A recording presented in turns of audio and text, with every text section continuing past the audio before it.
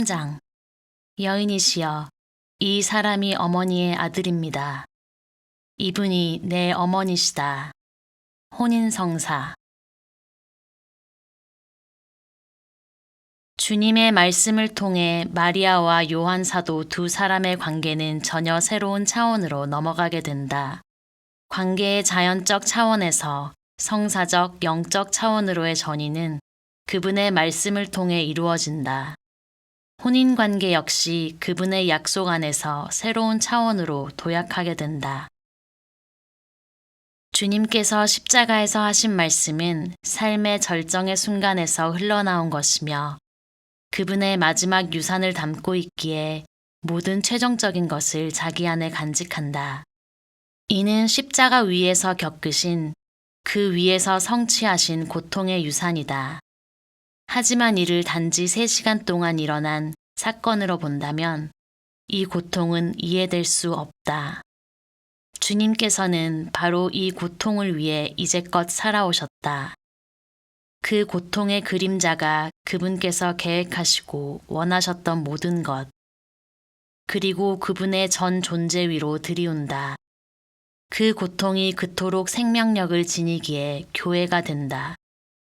주님의 순환은 여인의 산고와 같으며 교회의 모든 다채로운 형태는 이렇듯 고통 속에서 탄생하는 아기와 같을 것이다.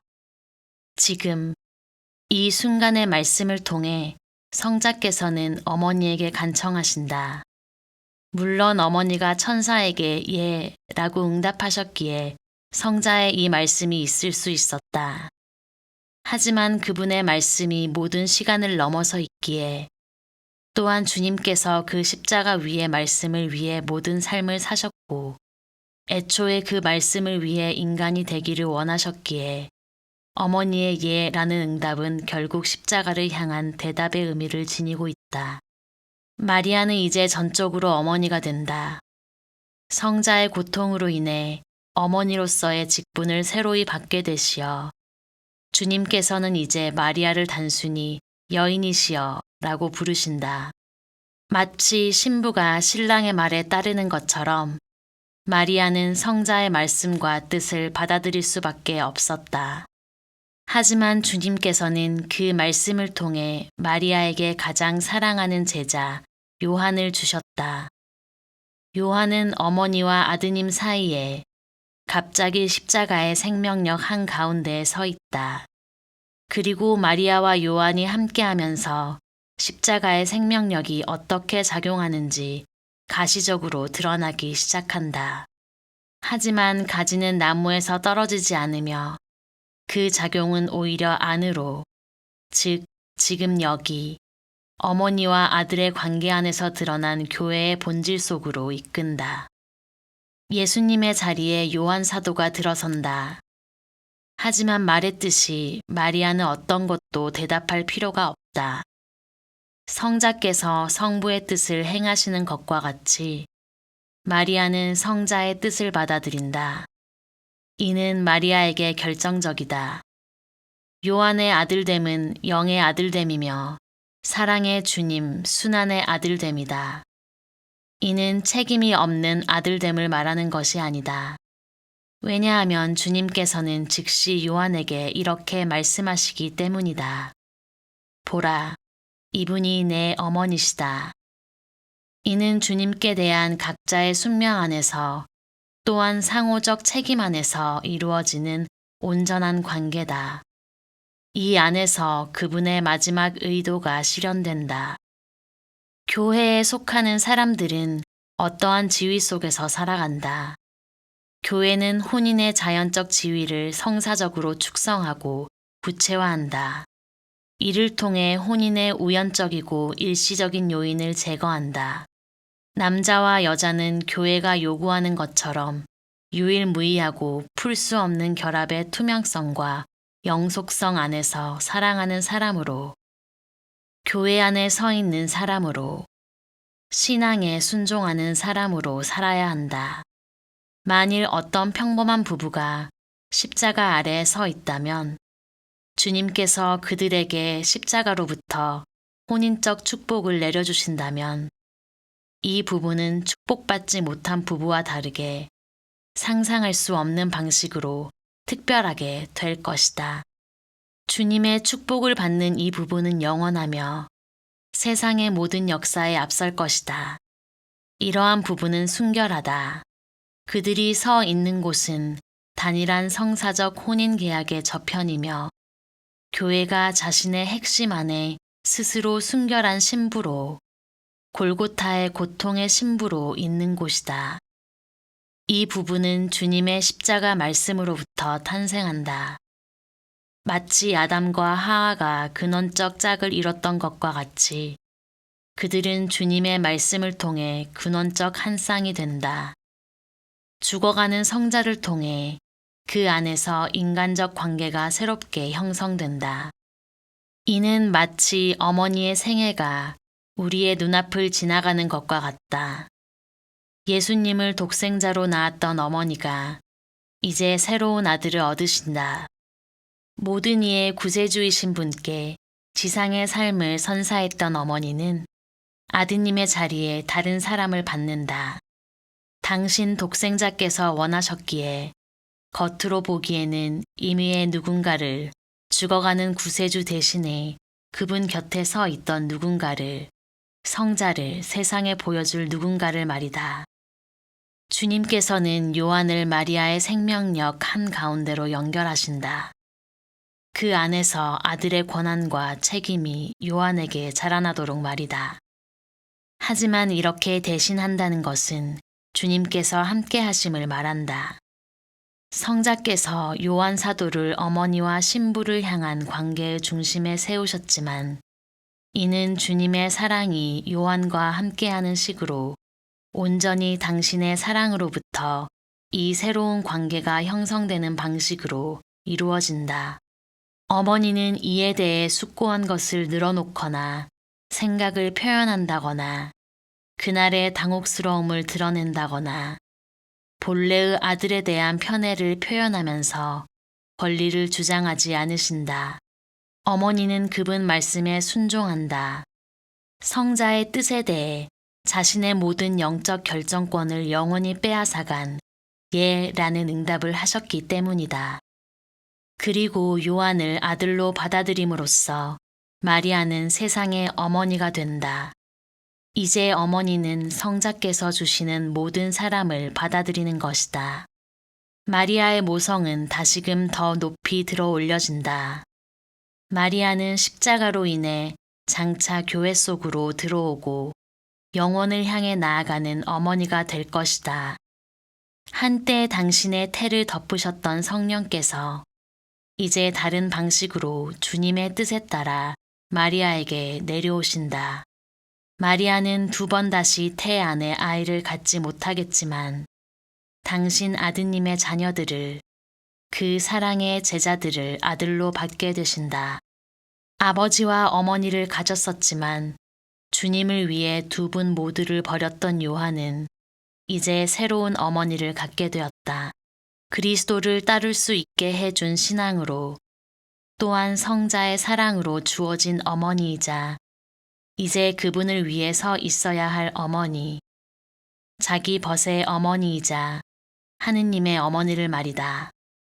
요한이 사랑했기에 그리고 그의 사랑이 그리스도교적이고 결실을 낳는 사랑이기에 그는 알고 있었다. 자기가 모든 이의 이름 속에서 한 사람을 의미하고 있음을. 요한이 특전의 형태로 이 특별한 지위를 갖기는 하지만 이는 요한이 모든 믿는 이들에게 동등한 특전으로 가는 길을 열어준다는 사실을 의미한다.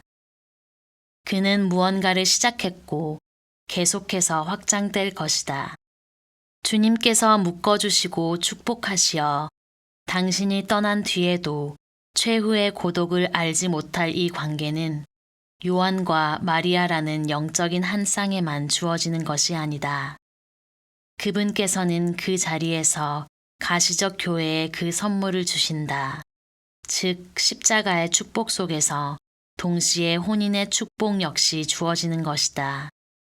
주님께서는 십자가에서 남자와 여자를 짝지으셨지만 이는 먼저 교회의 머리이신 분께서 교회 자신을 향해 권위를 지니고 행하신 교회적인 행위 안에서 이루어진 일이다. 이는 그분의 지체인 교회 안에서 가장 단단한 구속력을 갖게 되는 주님의 내면으로부터 솟아나는 가장 자유로운 결정이다. 죽어가는 이의 마지막 의사표명인 유언보다 강한 결속은 없다. 교회를 형성하시고 정리하신 주님께서 권위를 가지고 좋게 보신 이것은 공경과 죽음의 위협에서 나온 결정이기도 하다. 성부 하느님께서 아담의 갈빗대에서 첫 번째 여인을 만드셨다. 이로써 그 첫 번째 부부 안에 일종의 불평등이 자리하게 되었고, 이 불평등은 이 순간 다시 떠오르고 있다. 하지만 다른 척도 안에서 이 새로운 방향 전환 안에서는 먼저 어머니가 계셨다. 그녀는 성자의 작품이며 구원 경륜 안에서 그분의 피조물이다. 성자께서는 이렇게 마리아를 어머니의 직무를 통해 먼저 구원하셨다. 마치 아담이 창조의 맞이였던 것과 같이 마리아는 구원의 맞이가 된다. 성자의 사명 때문에 직접 그녀는 원죄 없이 잉태됨으로써 모양을 갖추셨다. 이 원죄 없는 잉태는 마리아로 인해 교회가 존재해야 하기 때문이며, 성자께서는 그런 계획이나 설계 없이 당신의 일을 시작하려 하지 않으셨다. 어머니는 신앙의 사랑의 신의 안에서 모든 생애 동안 성자를 향해 서 계심으로써 그분의 계획에 일치하셨다. 그래서 성자께서는 이제 십자가에서 어머니에게 그 제자를 주심으로써 교회의 구조를 확정하실 수 있다. 그분께서는 자신과 어머니를 언제나 묶어주었던 사랑으로 이를 행하신다. 요한은 바로 이 관계에서 나온다. 마치 아담의 갈빗대에서 하와가 나왔던 것처럼 말이다. 요한은 단순히 마리아를 향한 성자의 결정의 산물이 아니며 그 역시 성자를 향한 어머니의 사랑에서 새로이 생겨나는 것이다. 마리아의 여성적이며 생명을 잉태하는 사랑에 대한 확증이 성자께서 마리아에게 요한을 열매로 주셨다는 사실 안에 드러난다. 이렇게 보면 그리스도교적 혼인은 더 이상 임의의 만남이라는 독단적 횡포에 넘겨질 수 없다.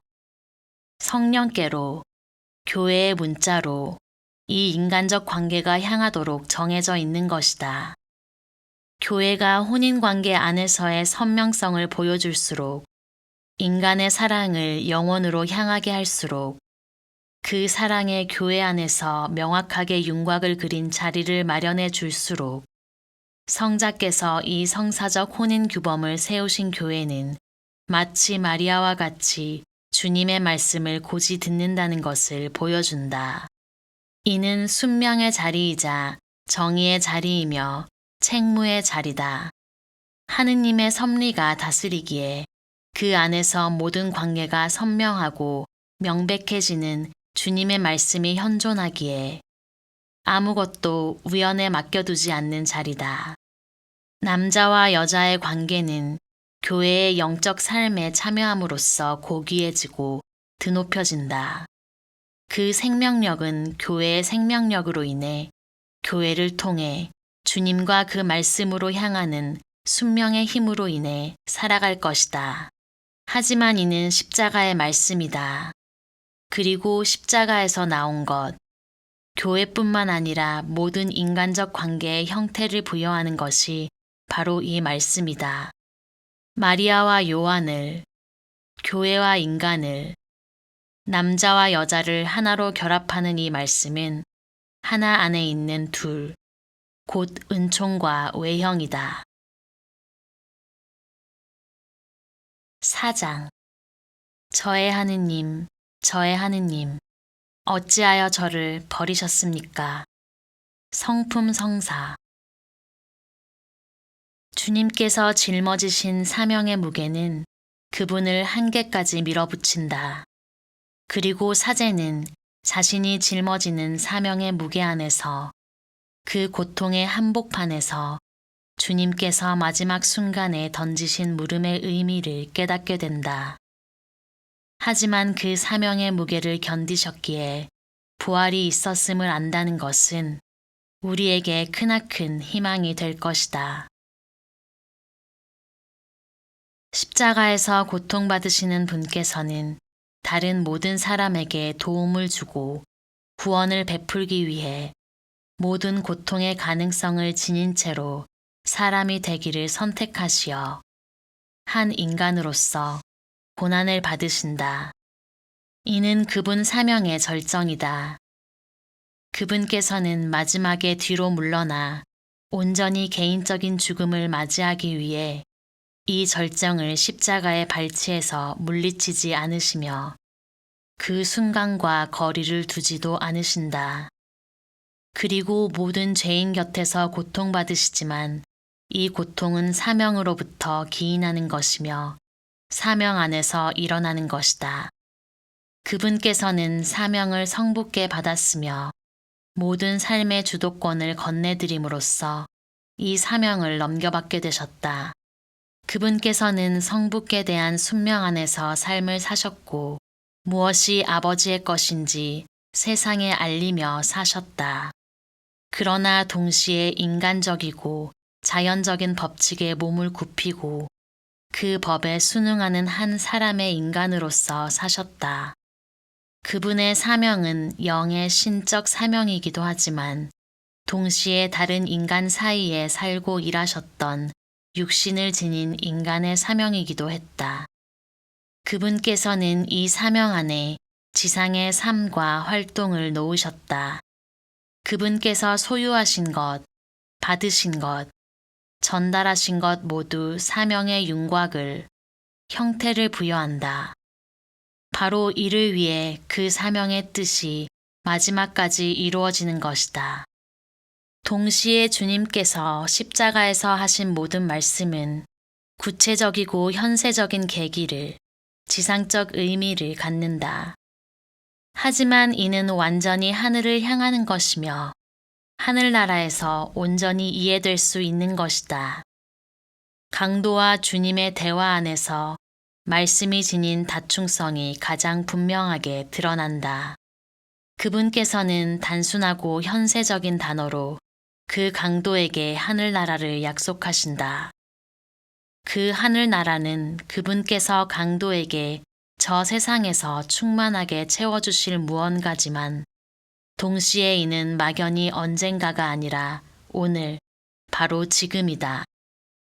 그리하여 강도는 약속 안에서 그 성취를 받게 된다. 그 말씀은 하늘과 땅을 잇는다. 이는 영혼을 인도하는 말씀이다. 주님께서 십자가에 달려 계시는 동안 당신의 지상교회는 여전히 보이지 않는다. 그 윤곽을 알아볼 수 있을 때까지 시간이 흘러야만 할 것이다.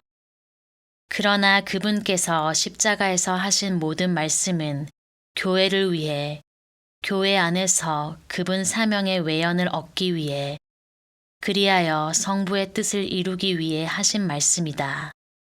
그리고 이제 성자께서는 성부께로, 하지만 그분께서 성부께 드리는 말씀을 들어야 하는 모든 신앙인을 향해서도 몸을 돌리신다. 이는 더 이상 겟세마니에서 바치는 침묵 기도가 아니며 광야에서 바치는 기나긴 기도가 아니다. 이는 짧은 절규이며 탄식이나 고발처럼 울리는 질문이다. 더 이상 성자께서 인격적이고 신적인 관계 안에서 성부를 부르는 것이 아니다. 인간이, 피조물이 신을 부르는 것이다. 성자의 아버지께서 인간의 하느님이 되셨다. 아버지로서의 그분은 사라져버렸다. 버려진 이가 부르는 하느님, 그분은 아버지로부터 버림받은 이에게 남겨진 것이다. 성자께서는 당신께서 버림받았음을 아셨다. 이는 착각이 아니라 분명히 알고 있는 사실이다. 하지만 성자께서는 왜 버려졌는지 알지 못하신다. 아는 것이라고는 오직 자신의 질문에 답해줄 수 있는 유일한 분이 하느님이라는 것 뿐이다. 동시에 되어가는 교회가 이 말씀을 받아들여야 한다는 것을, 그래야 교회 안에 열매를 맺게 되리라는 것을 알고 계셨다. 이는 성부의 과도한 요구에 더 이상 버틸 수 없다는 완결된 말씀이다. 더 이상 길이 없다. 길을 인도하는 섭리에 대해 아는 바도 없다. 그러나 여전히 남아있는 것은 사명이다. 무자비하고 도저히 넘어설 수 없는 크기로 고통 속에서 갑자기 나타나는 사명이다. 이 순간 성부의 이끄심, 함께하심, 현존을 더 이상 느끼지 못할 정도로 성자를 몰아세운 것이 바로 그 사명이다.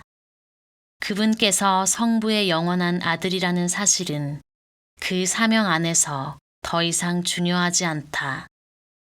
지금 버려짐의 체험을 요청했던 그 사명이 성취되었다는 것이 중요하다.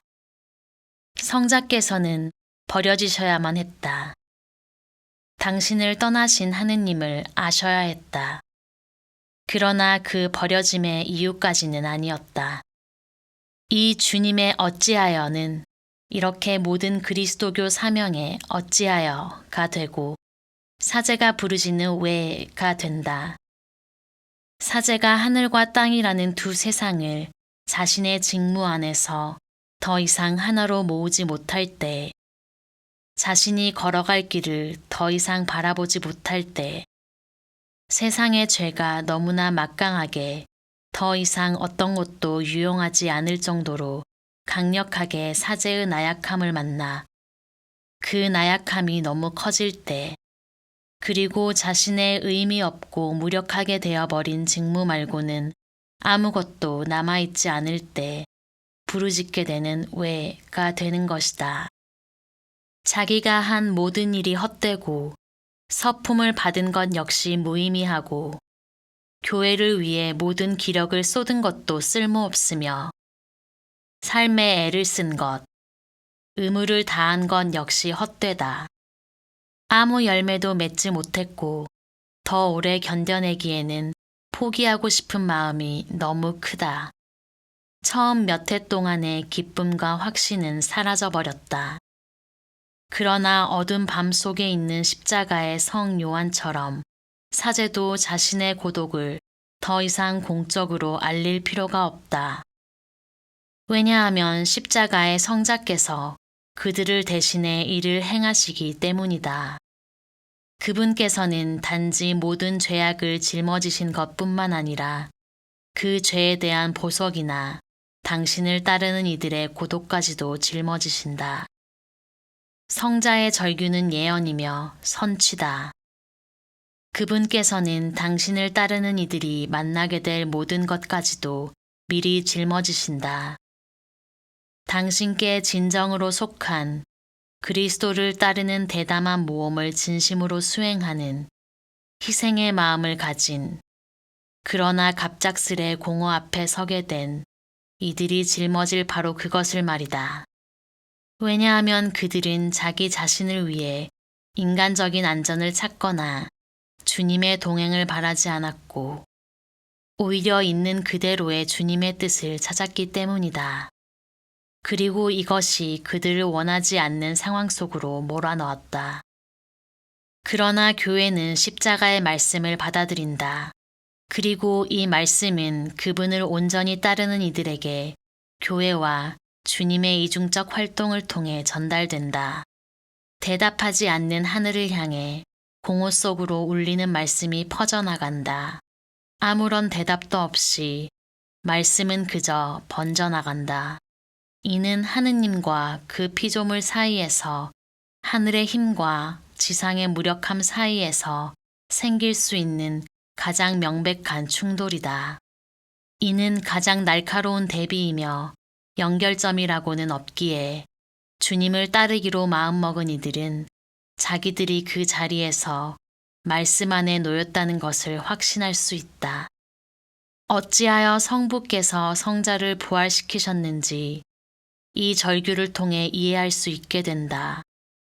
어찌하여 하느님께서 한 사람도 빠짐없이 당신을 찾는 이들의 간청에 귀 기울이는지 이해할 수 있게 된다.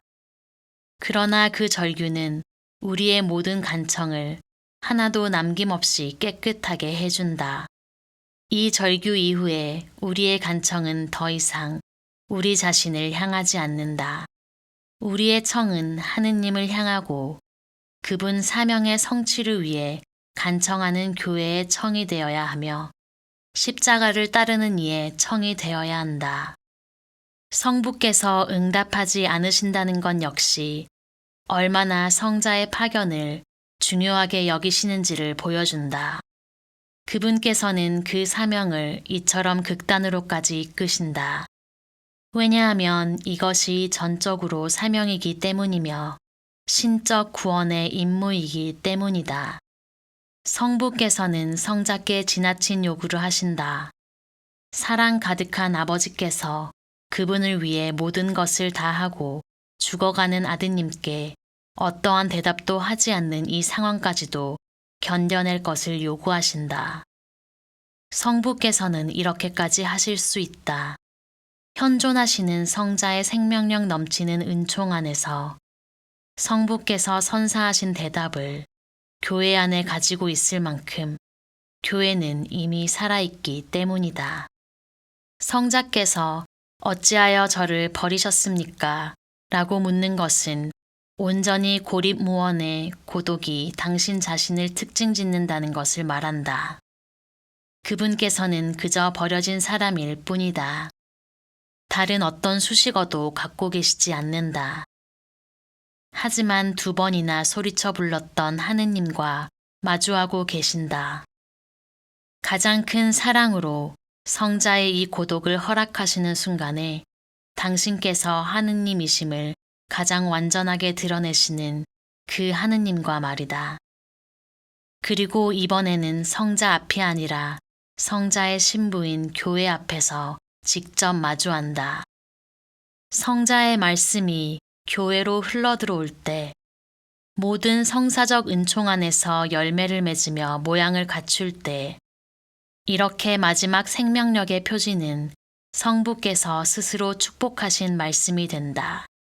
왜냐하면 성자께서는 십자가에서 내뱉으신 말씀 안으로 사라져버리시고 오직 성부께서 친히 주님의 신부를 알아보시고 성자의 충만한 활동을 축복하시고 교회에 당신의 생명력을 선사하시기 때문이다. 이렇게 성자에 의해 베풀어진 성사가 성부의 일이 되는 것이다.